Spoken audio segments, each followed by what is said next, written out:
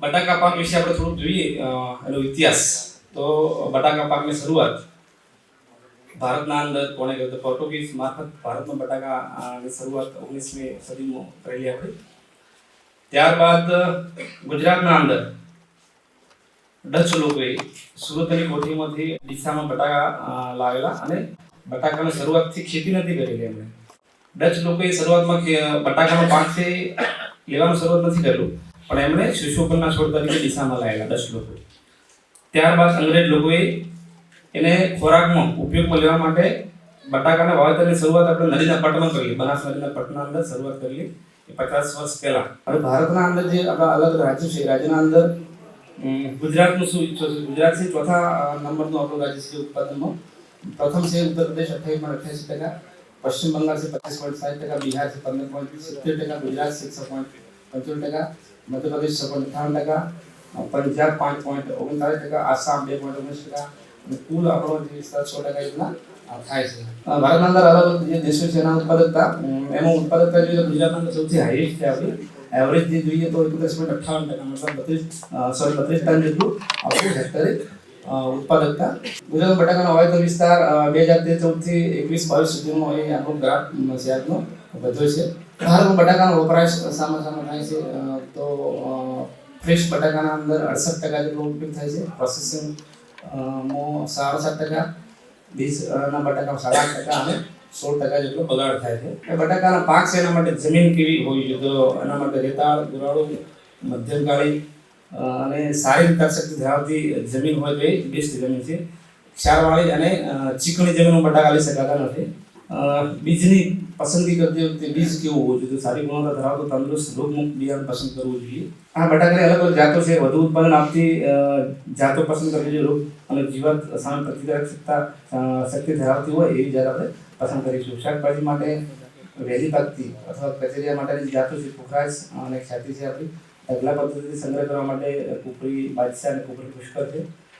કાપણી બાદ તરત જ વેચાણ કરવા માટે કુફરી પુખરાજ, કુફરી બાદશાહ, કુફરી પુષ્કર, કુફરી લોકર, કુફરી ખ્યાતિ, કુફરી ગરિમા, કુફરી ગંગા નામની વેરાયટી છે ઉપયોગ મળે છે. ગરમી સામે પ્રતિકારકતા ધરાવતી જાતો નવી છે આપણી આવી. કુફરી સૂર્યા, કુફરી લીમા, કુફરી કિરણ. પ્રોસેસિંગ માટેની ચિપ્સ માટે કુફરી ચિપ્સોના 134, ફ્રેન્ચ ફ્રાય માટે કુફરી ચિપ્સોના 1, કુફરી સૂર્યા, કુફરી ફાયસોના, કુફરી ફાયમ.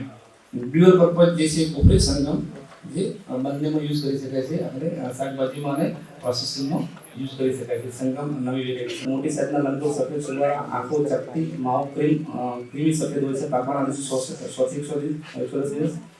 ઉત્પાદન ટન પ્રતિ હેક્ટર 35 થી 40 ટન જેટલું ઉત્પાદન આપે છે. સંગ્રહ શક્તિ સારી, રોગ પ્રતિકારક શક્તિ, આગળ સુધારો, પાછળ સુધારો અને વાયરસ સામે પ્રતિકારક ક્ષમતા ધરાવે છે. અને જે છોડની વાત કરીએ, જુસ્સાદાર, ઠીંગણા અને ઘડતા છોડ હોય છે. છોડનો રંગ ઘાટો ભૂખરો લીલો હોય છે. ફૂલનો રંગ વાદળી પડતો જાંબલી હોય છે. કંદ મોટા સાઈઝના લંબગોળ પીળાશ પડતા, આંખો ચપટી, માવો પીળાશ પડતો હોય છે. પાકવાના દિવસો 90 થી 100 દિવસો. ઉત્પાદન ટન પ્રતિ હેક્ટર 35 થી 42 ટન. સંગ્રહ શક્તિ મધ્યમ છે.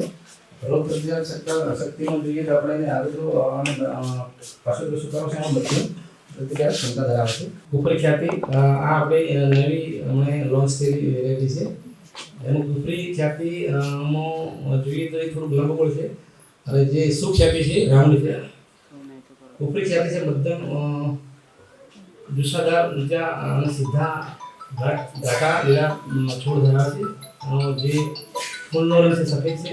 કંદ છે મધ્યમ સાઈઝના લંબગોળ, આછા પીળા, આંખો ચપટી, માવો આછો પીળો છે. પાકવાના દિવસો 85 થી 90 દિવસ. ઉત્પાદન ટન પ્રતિ હેક્ટર 35 થી 40 ટન. સંગ્રહ શક્તિ ઓછી.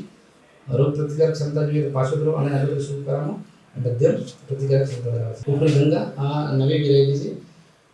મધ્યમ સાઈઝના અંડાકાર, સફેદ ક્રીમ, આંખો ચપટી, માવો સફેદ ક્રીમ. પાકવાના દિવસો 75 થી 90 દિવસો. ઉત્પાદન ટન પ્રતિ હેક્ટર 35 થી 40. સંગ્રહ શક્તિ સારી, રોગ પ્રતિકારક ક્ષમતા પાછળ સુધારા સામે પ્રતિકારક ક્ષમતા ધરાવે છે. આ આપણે જે નવી લોન્ચ થયેલી વેરાયટી છે અને આપણે જે હીટ ટોલરન્ટ ગરમી માટે સૌથી બેસ્ટ વેરાયટી છે. તમે અર્લી સોઈંગ પણ કરી શકો છો. ઓક્ટોબરના અંદર આનું સોઈંગ કરીએ તો પણ એ પ્રતિકારક ક્ષમતા ધરાવે છે. મધ્યમ સાઈઝના અંડાકાર, સફેદ ક્રીમ, આંખો ચપટી, માવો સફેદ ક્રીમ, 30 થી 35 ટન ઉત્પાદન આપે છે. શારીરિક સંગ્રહ શક્તિ રોગ પ્રતિરોધક ક્ષમતામાં 65% સુધારો લીલા તત્વ સામે. ડ્રાય મેટર 21 થી 22%, રેડ્યુસિંગ સુગર લેસ ધેન 0.1%. પાકવાના દિવસો 90 થી 110 દિવસ. ઉત્પાદન 30 થી 35 ટન પ્રતિ હેક્ટર. રોગ પ્રતિકારક ક્ષમતામાં જોઈએ તો 65% સુધારા અને પ્રતિકારક ક્ષમતા ધરાવે છે. છોડનો રંગ ઘાટો લીલો અથવા લાલ જાંબલી કલરના ફ્લાવર જોવા મળે છે. કંદ મધ્યમથી મોટા લંબગોળ સફેદ શીશરી આંખો અને માવો ઓછો પીળો. ડ્રાય મેટર 20 થી 21%, રેડ્યુસિંગ સુગર લેસ ધેન 0.2%. પાકવાના દિવસો 80 થી 90. ઉત્પાદન ક્ષમતા છે 30 થી 37 ટન પ્રતિ હેક્ટર. સંગ્રહ શક્તિ ઉત્તમ છે. રોગ પ્રતિકારક ક્ષમતા 65 સુધારામાં પ્રતિકારક ક્ષમતા ધરાવે છે. છોડ લીલો, ફૂલનો રંગ આછો લાલ, કંદ મધ્યમથી મોટા અંડાકાર સફેદ શીશરી આંખો અને માવો સફેદ.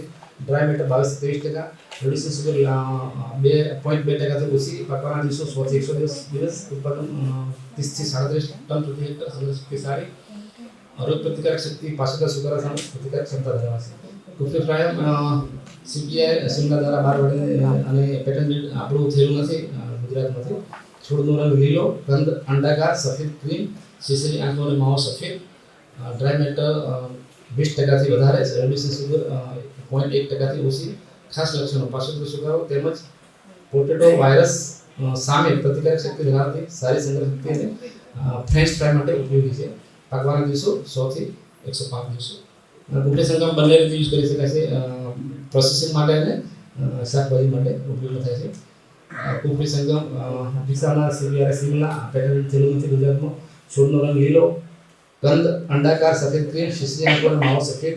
ડ્રાય મેટર 20%થી વધારે, રેડ્યુસિંગ સુગર 0.15થી ઓછી. ખાસ લક્ષણો 65% સુગર સામે પ્રતિકારક ક્ષમતા ધરાવતી શાકભાજી અને ફ્રેન્ચ ફ્રાય બંને માટે ઉપયોગી છે. પાકવાના દિવસો 90 થી 55 દિવસો. બીજ માવજતમાં આપણે ઘણી વખત વિચારતા બીજને ખાલી ટુકડા કરતી વખતે માવજત એવી નથી, પણ બીજ માવજત જ્યારે આપણે કોલ્ડ સ્ટોરમાં પોતાનો બીજ સંગ્રહ કરતા હોય ને ત્યારે જે બીજ છે એને હાર્વેસ્ટિંગ કર્યા બાદ બોરિક એસિડનું 3% જે દ્રાવણ છે આપણું એ સ્પ્રે કરી સુકાવા દે અને બેગોમાં ભરીને સંગ્રહ કરવો જોઈએ. ત્યારબાદ ખાસ એક માવજત બીજી પણ છે. ઘણા ખેડૂતો શું કરે છે, બટાકાનો જ્યારે સિઝન હોય ત્યારે જલ્દી ઉગાડવાની પલોજણમાં કોલસેમાંથી નીકાળ્યા બાદ તરત જ આંખો ફૂટ્યા પહેલાં ઉગાડતા હોય છે. એટલે આંખો ફૂટ્યા પહેલાં ઉગાડીશું તો ઘણી વખત કાપા સડી જતા હોય છે. તો કોલસેમાંથી કાઢ્યા બાદ અઠવાડિયું 10 દિવસ બહાર રાખી અને બાજુમાં જ વાવેતર કરવું જોઈએ. બીજના ટુકડા ઓછામાં ઓછા 30 થી 35 ગ્રામના હોવા જોઈએ. આંખોની સંખ્યા ખાસ જાળવવાની છે.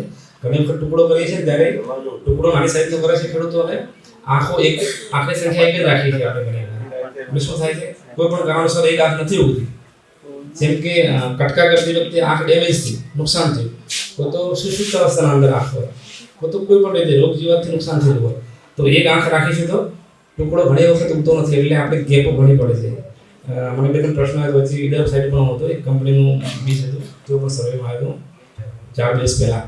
સંતાનામાં થોડું ઉગવાનો પ્રશ્ન હતો, 85% જેટલી ગેપિંગ હતું, તો એ બીજ પણ થોડું ખરાબ હતું. અમે સર્વે કરેલું. બીજનો દર તો એક પાળા પદ્ધતિ 2500-3000 kg જોઈએ અને 2 થી 4 હાર પાળા પદ્ધતિ વાપરવા તો 3400-3500 કિલોગ્રામ હેક્ટરે બીજની જરૂર પડે છે. પાકને ફેર બદલે તો આપણી જે ક્રોપિંગ સિસ્ટમ છે કન્ટિન્યુ ચલાવીએ છીએ. આપણે મગફળી, બટાકા, બાજરી અને થોડુંક હમણાં ચેન્જ પણ થયેલું છે અમારા ડીસા વિસ્તારના અંદર. ચોમાસામાં મગફળી, શિયાળો બટાકા, ઉનાળામાં બાજરી લેતા હતા. મગફળી પણ શરૂઆત કરી છે. એ સિવાય તરબૂચ ખેતીની પણ શરૂઆત કરી છે. પાકની ફેરબદલી કરતી વખતે ખાસ ધ્યાન રાખવાનું છે. તલ, બાજરી અને મગફળી પછી બટાકાનો પાક લઈ શકાય છે.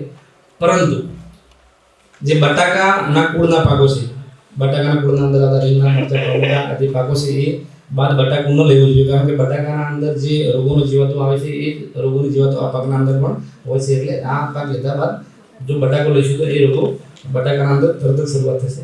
આ વખતે આપણે જોયું તો તાપમાન વાવણીના સમયે વધારે હાઈ હતું, તો તાપમાન પણ જોઈ જોઈએ. રાત્રિનું તાપમાન છે 18 થી 22 ડિગ્રી અને દિવસનું તાપમાન 32 ડિગ્રીથી ઓછું હોય ત્યારે બટાકાનું વાવેતર કરવું જોઈએ. અને અમારો જે સમય તારીખ પ્રમાણે જોઈએ તો 15 થી 25 નવેમ્બર આજુબાજુ વાવણી કરવી ખૂબ હિતાવહ હોય છે. આમાં ફોન્ટ નથી એટલે આગળ દેખાતા નથી, પણ ઉપરનું જે છે સિંગલવાળા પદ્ધતિથી અમારું જે વાવણી માટેનું અંતર છે 50 સેન્ટીમીટર બિટવીન ડોર, મતલબ બે રો વચ્ચે 50 સેન્ટીમીટર અને બે છોડ વચ્ચે 20 સેન્ટીમીટર રાખી અને વાવેતર કરવાની ભલામણ છે.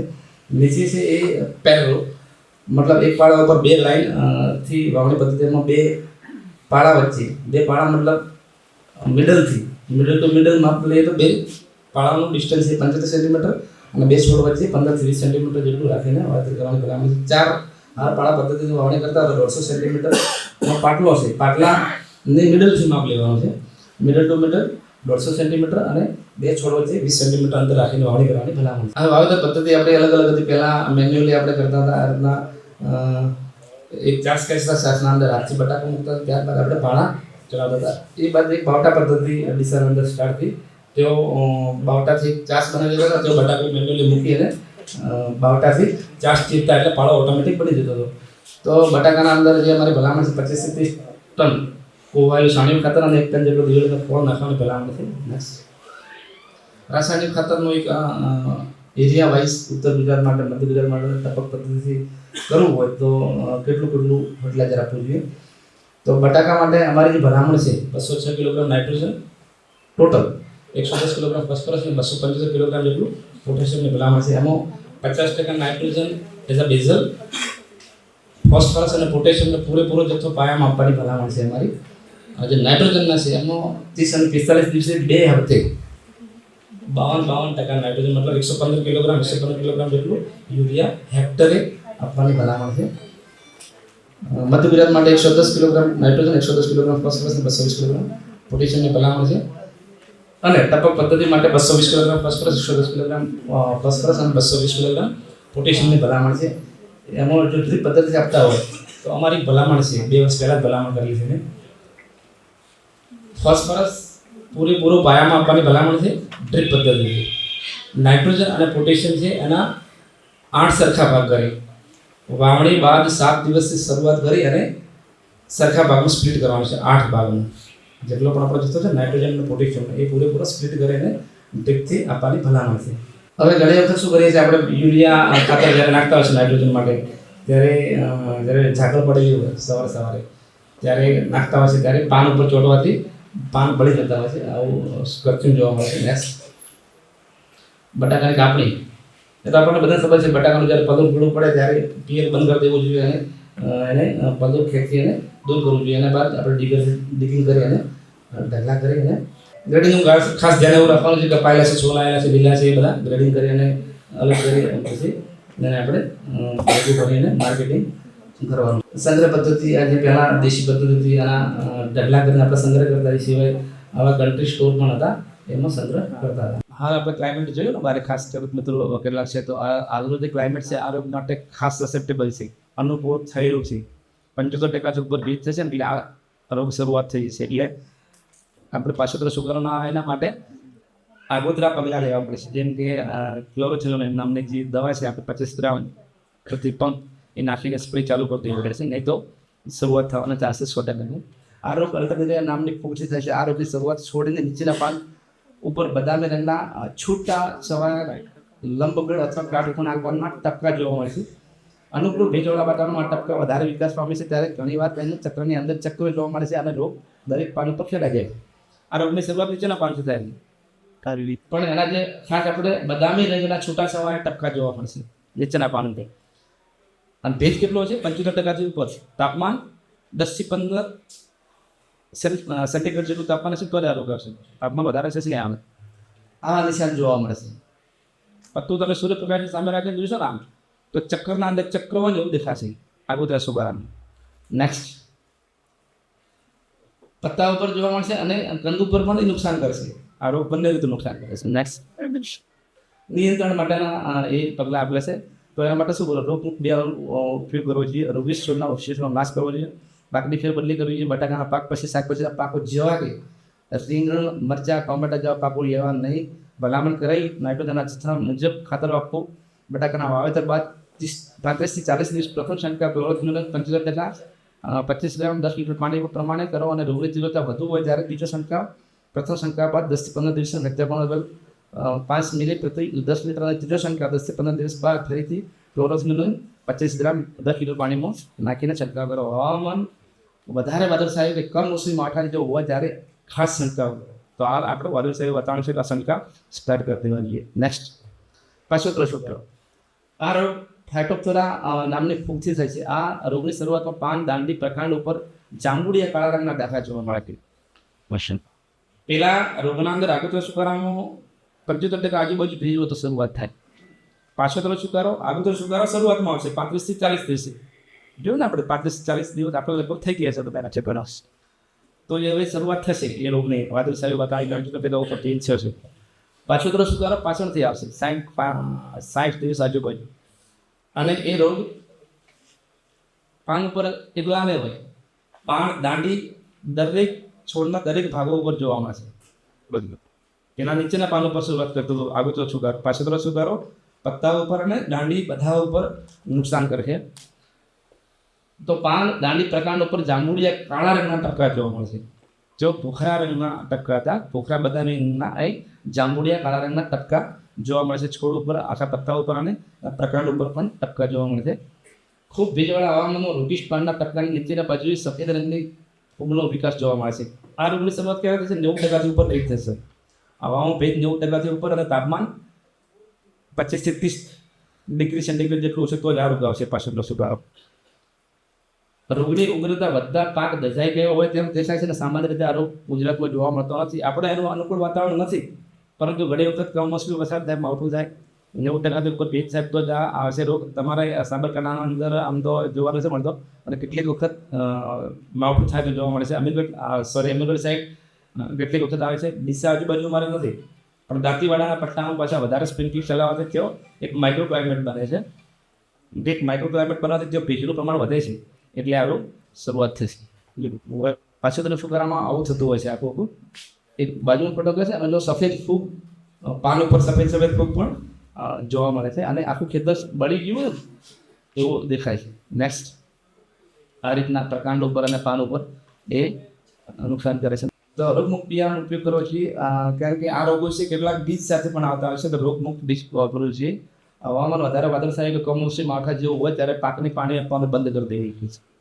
જ્યારે ભેજ વધારે હોય તો માવઠા જેવો ત્યારે પાણી બંધ કરી દેવું જોઈએ. હવામાન જ્યારે વાદળછાયું હોય ત્યારે પ્રથમ છંટકાવ મેંગો છે અથવા તો પ્રોગ્લોસિન 25 ગ્રામ 10 લીટર પાણીમાં નાખીને છાંટવો જોઈએ. રોગની તીવ્રતા વધુ હોય તો બીજો છંટકાવ પ્રથમ છંટકાવ બાદ 10 થી 15 દિવસે ડાયમિથોમોર 10 ગ્રામ અથવા સાલોક્સિલ પ્લસ મેંગોજેબ 25 ગ્રામ અથવા થેનામિડોન પ્લસ મેંગોજેબ 25 ગ્રામ 10 લીટર પાણીમાં ભેળવીને છંટકાવ કરો. ત્રીજો છંટકાવ છે 10 થી 15 દિવસ બાદ મેંગોજેબ અથવા તો ક્લોરોસમેલના 25 ગ્રામ 10 લીટર પાણીમાં નાખીને છંટકાવ કરવો. ફુવાના પિયત પદ્ધતિ પિયત આપતા ખેડૂતોએ દવાનો પંપથી છંટકાવ કરવો. Next, common scab. આ રોગ છે ખાસ કરીને છોડ ઉપર જોવા મળતો નથી, પણ કંદ ઉપર જોવા મળે છે. તબકા ગોળાકાર અથવા કાટખૂણા ઉછળી આવેલા અથવા તો દબાયેલા જોવા મળે છે, જેથી બટાકાની ગુણવત્તામાં ખૂબ ઘટાડો થાય છે. આ રીતના એના લક્ષણો છે સ્કેપના. કાળા ચાકડાનો રોગ છે એ સ્કેપ જેવું છે, પણ થોડુંક અલગ છે. બટાકાના કંદ મારફતે આ રોગ ફેલાય છે. બટાકાના કંદ ઉપર માટી ચોટી હોય તેવું જણાય છે, જે સાફ કરતો ભૂખરા કાળા ગોળાકાર અથવા તારા આકારના ટપકા છાલ ઉપર જોવા મળે છે. રોગી સ્થળ જમીન સરખા કાળા પડે જોવા મળે છે. અને નિયંત્રણ માટે શું? તો બટાકાના આ બંને રોગો છે એનો આ રોગ છે બીજજન્ય છે. બીજજન્ય છે, પણ જ્યારે આ રોગ વળ બીજ જ્યારે તમે જમીનમાં નાખો છો ને ત્યારે જમીનજન્ય બની જાય છે. સ્કેપ અને કાળા ચાકડાનો રોગ એવો છે કે બીજ પણ જમીનમાં એન્ટર થયા પછી જમીનજન્ય બની જાય.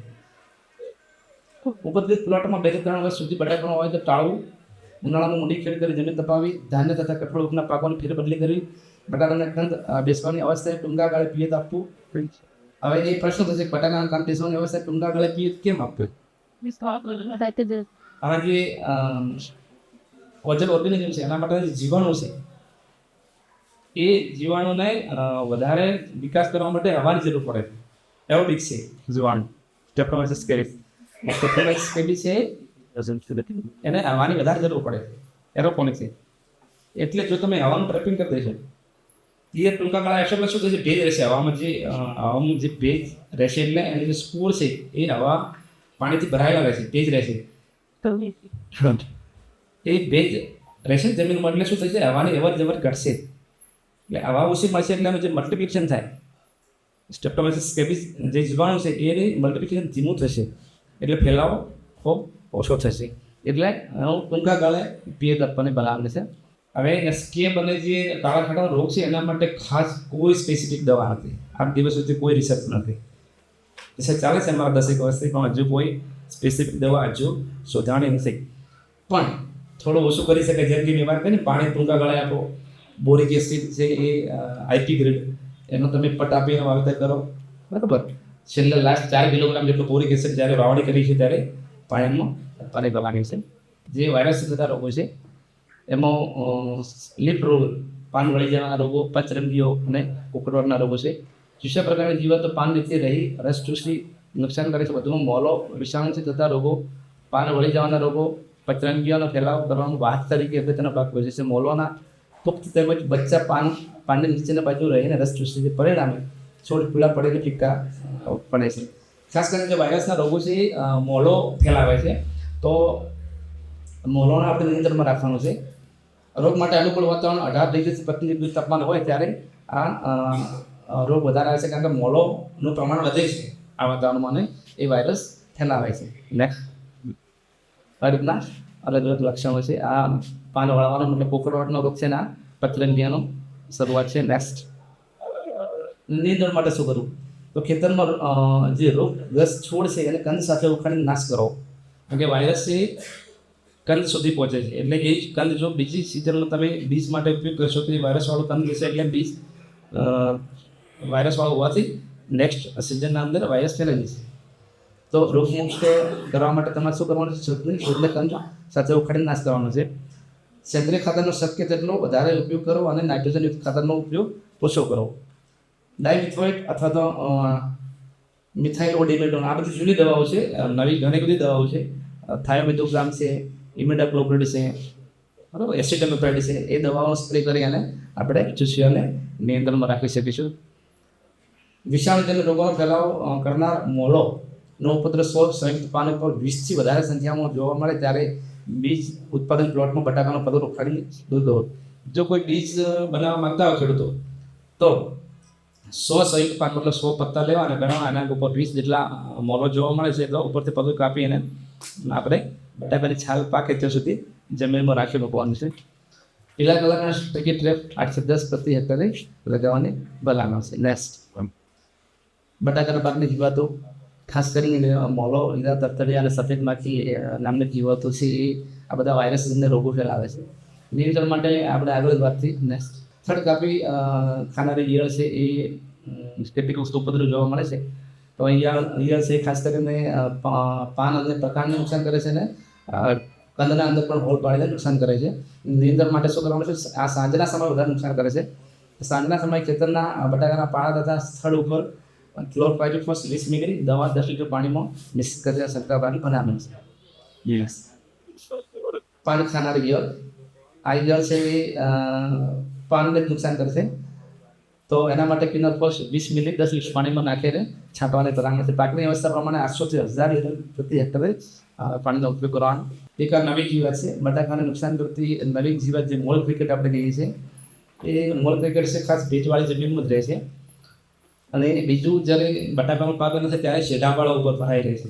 તો શેઢાપાળા આપણે સાફ રાખવા જોઈએ, ત્યારે ઠંડુ વાતાવરણ જોઈએ. અને બીજું, આપણે ખેતરના અંદર ટાંકવું હોય પાણીનું, એ જ્યારે બટાકાની સિઝન ના હોય ત્યારે ટાંકાની આજુબાજુ એ હોળ કરીને જમીનમાં રહે છે. અને જ્યારે બટાકાનો પાક શરૂઆત થાય છે ત્યારે જમીનનું ભેજ મળવાથી બટાકાના પાકમાં ઘૂસે છે અને કંદના અંદર કાણા પાડે છે. મોલ ક્રિકેટ રાત્રિના સમયે જમીનની સપાટી ઉપરના છોડના પત્તા અને થડ ખાઈને નુકસાન કરે છે, જ્યારે દિવસ દરમિયાન જમીનની સપાટીની અંદર રહેલા છોડના મૂળ અને કંદ ખાઈને નુકસાન કરે છે. આમ નુકસાન પામ્યા બટાકાના કંદમાં ફૂગ દ્વારા સડો પેદા થાય છે અને પરિણામે ઉત્પાદન પણ માઠી અસર થાય છે. નિયંત્રણ ઉનાળામાં ખાસ કરીને ખેતરમાં તેમજ શેઢાપાળાની આજુબાજુ 2 ઊંડી ખેડ કરવી. પાકની ફેરબદલી કરવી. લીમડાના ફ્લોર 1 પ્રતિ હેક્ટર નાખો. વાવણી પહેલાં શેઢાપાળાની આજુબાજુમાં કિનોફોસ 0.5% પાવડરનો છંટકાવ કરો. પ્રેરક ફૂગ મેટાલિઝમ એને સોગલી 2 કિલોગ્રામને છાણિયા ખાતરના મિશ્ર કરી અને વાવણી પહેલાં જમીનમાં આપવું. સાંજના સમયે ક્લોરોપાયરિફોસ 20 થી 10 લીટર પાણી નાખી અને છંટકાવ કરવો. પાછળથી જો મેડમ ટાઈમ આપશે તો આપણે જોઈશું છે સાહેબે કીધેલું છે, પાછળથી આપણે चर्चा करेंगे. देखिए ग्रीन टीवी यूट्यूब पर भी, बस सब्सक्राइब करें और बेल आइकन दबाएं.